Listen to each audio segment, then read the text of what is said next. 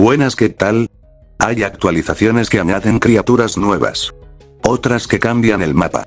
Pero hay algunas que cambian completamente la forma en la que se vive el juego.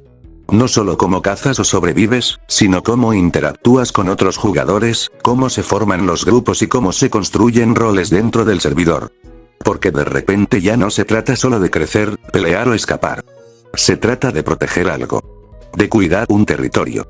De ver cómo un grupo crece literalmente desde el nacimiento. Y eso introduce algo que hasta ahora no existía realmente en el juego. Por eso mismo.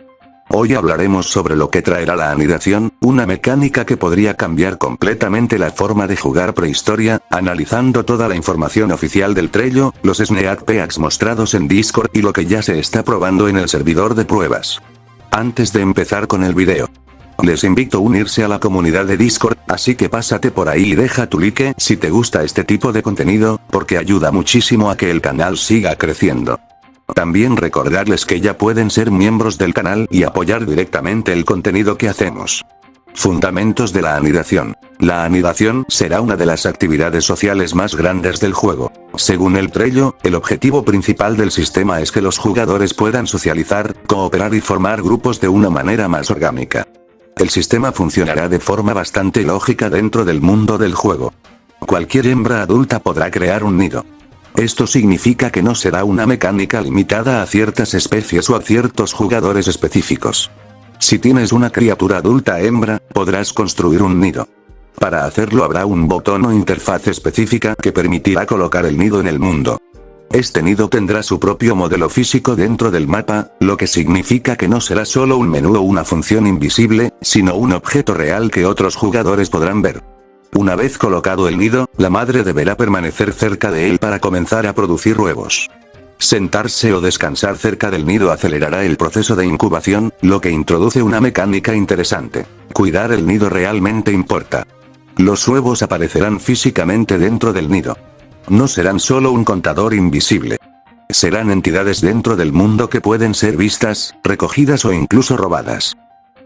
Huevos como objetos reales. Uno de los detalles más interesantes del sistema es que los huevos existirán como objetos reales dentro del mundo. Esto significa que los carnívoros podrán robarlos.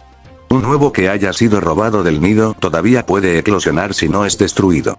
Pero también puede ser consumido por cualquier carnívoro, lo que introduce un riesgo constante para los padres que intentan proteger su descendencia. Esto crea situaciones muy interesantes dentro del juego. Un grupo defendiendo su nido. Un carnívoro intentando infiltrarse para robar un huevo.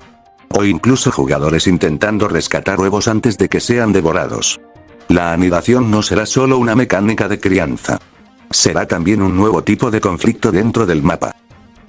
Nacer dentro de un nido. Los jugadores podrán aparecer como crías dentro de un nido existente. Habrá un sistema que permitirá ver públicamente los huevos disponibles dentro del menú de selección de especies.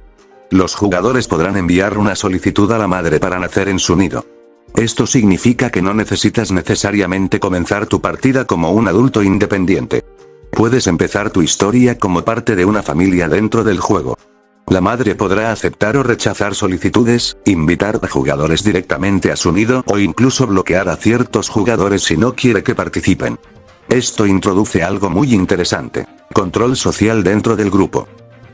Herencia genética y niveles. Las crías heredarán varias características de la madre. Primero, heredarán la paleta de colores. Los bebés nacerán con una versión de los colores de la madre, aunque con ligeras variaciones. Esto significa que cada generación tendrá pequeñas diferencias visuales. En los sneak peeks se mostraron ejemplos donde las generaciones de dinosaurios iban cambiando ligeramente de color con el tiempo, creando variaciones naturales dentro del grupo.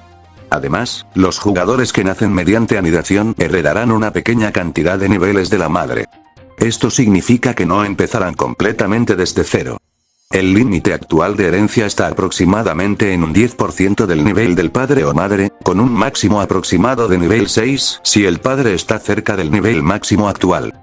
Esto hace que nacer en un nido sea una ventaja real, pero no algo que rompa el balance del juego. Impulso de crecimiento. Otro sistema interesante es el impulso de crecimiento. Si una cría se encuentra agrupada con un macho de su misma especie o de una especie cercana, su velocidad de crecimiento aumentará. Esto significa que el rol del padre dentro del grupo también será importante. No solo la madre participa en la crianza. Los machos también aportan beneficios al crecimiento del grupo.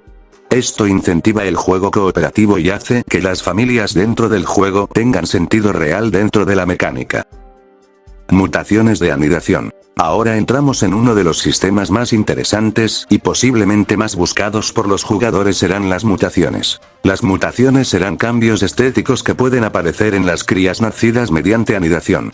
Estas mutaciones modificarán la apariencia del dinosaurio y pueden hacer que ciertos individuos sean extremadamente raros. Uno de los ejemplos confirmados es la mutación Lumen. Esta mutación hace que ciertas partes del dinosaurio tengan marcas de neón. Lo interesante es que no sabrás si tu criatura tiene lumen hasta que llegue a la adultez. Esto añade una especie de misterio genético a cada cría que nace. También existirán mutaciones de color completas como albino o melanístico. Estas sobrescriben los colores del personaje, pero siguen permitiendo cierta personalización en ojos y acentos. Para evitar que los jugadores confundan mutaciones con simples colores personalizados, los dinosaurios mutados tendrán detalles especiales como pupilas blancas brillantes y texturas únicas. Incluso existe la posibilidad de que un personaje tenga múltiples mutaciones al mismo tiempo si tiene mucha suerte. Por ejemplo, una mutación de color junto con lumen. Tipos de mutaciones futuras. Actualmente hay planes para varios tipos de mutaciones diferentes. Las mutaciones lumen y las mutaciones de color llegarán con el lanzamiento inicial de la anidación. Pero en el futuro podrían añadirse otras como mutaciones de material, que cambian la textura del dinosaurio, o incluso mutaciones totales extremadamente raras, que alteran completamente la apariencia del personaje con efectos especiales. Un ejemplo mencionado es una mutación llamada el Fire, que podría tener materiales de fuego y partículas visuales. Este tipo de mutaciones probablemente estarán ligadas a eventos o a condiciones muy raras dentro del juego. Variaciones naturales entre generaciones. Otro detalle interesante que se mostró en los Snack Peaks es que los colores de los hijos tendrán ligeras variaciones respecto a los padres. Esto significa que incluso sin mutaciones, cada generación será un poco diferente. Con el tiempo, un grupo que juegue muchas generaciones podría terminar con un linaje de dinosaurios visualmente únicos. Es una idea simple, pero muy poderosa para crear identidad dentro del servidor. Anidación para especies que no posees. Algo bastante interesante es que los jugadores podrán nacer como especies que no poseen si lo hacen a través de un nido. Sin embargo, si no posees la especie, no podrás personalizar el personaje ni crear nidos propios con esa criatura. Esto permite que los jugadores prueben especies nuevas, pero mantiene el valor de desbloquearlas.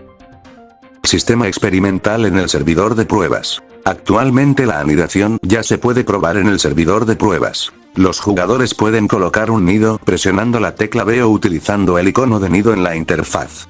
Desde allí pueden invitar jugadores a aparecer como crías dentro de su nido.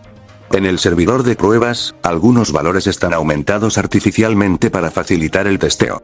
La producción de huevos es más rápida. El crecimiento es más rápido. Las probabilidades de mutaciones son más altas. Todo esto será reducido cuando el sistema llegue al juego principal.